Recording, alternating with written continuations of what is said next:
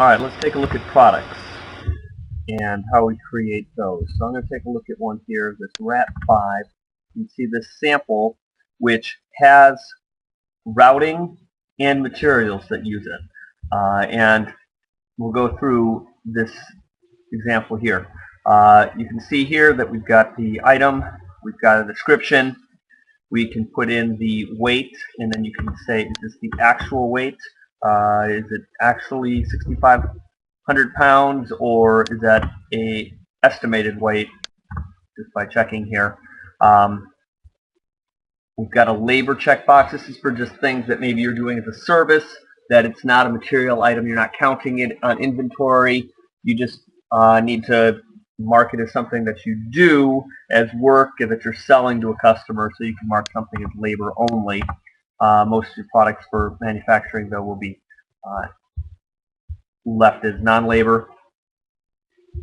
Setup charge, if you are, if the customer ordered less than this number here, they will get a setup charge. This is the minimum order that they're supposed to order. You've got a drop down here if you're using this with an accounting system that requires an account code. Most accounting systems do. You assign that, you set it up under View Chart of Accounts, or if it's interfaced with QuickBooks or Peachtree or Mass, it would populate that. Notes or notes. This is the default price for this product. Grouping, probably not going to use. Auto breakdown, probably not going to use.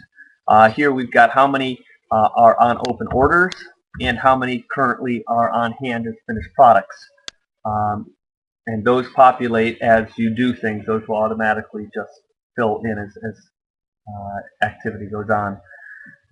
Down here at the bottom we have the different steps, and each of these steps may or may not contain product. So this is more than just the bill of material. These are the steps and the time required. So the first thing needs to be done is it needs to be assembled, then it's cleaned, and then it is painted. And it may be sent to an outside service, that's this column, to be painted. So let's open up and take a look inside here. As you know, you click add and it would add these in. But we open it up and we've got step 1, and as you can see we'll have step 2 and step 3.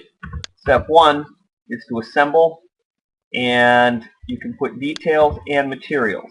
Materials is pretty obvious. Here's the different parts that are consumed to produce this product and that are used on this step. This step takes 90 minutes to produce 1. You could make this that it takes 90 minutes to produce 4. If they're maybe making 4 at a time, you might set this to say 4, or however many they're making at a given time. This could be minutes, this could be seconds, this could be hours, this could be days.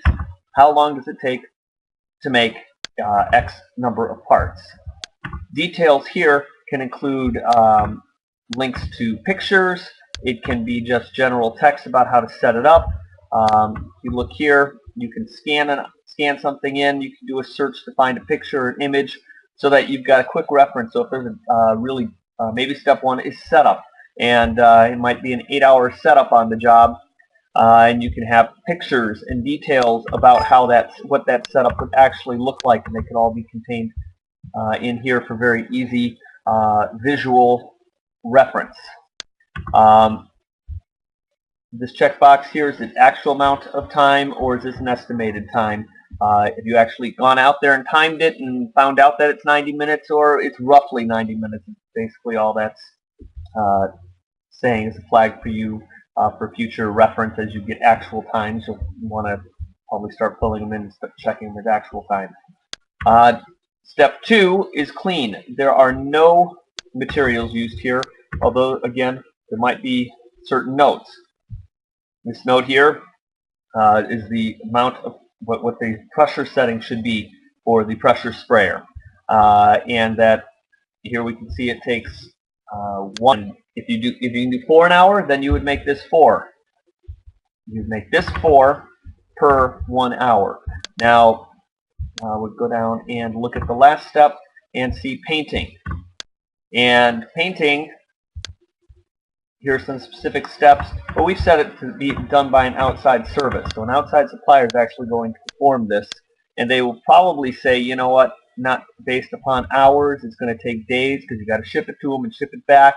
So they might be able to do as many as you send them, and they've never given you a limit, or they might be able to handle 100 in 2, and we go down and we choose days. Obviously, you can just start typing in the value and it fills it in.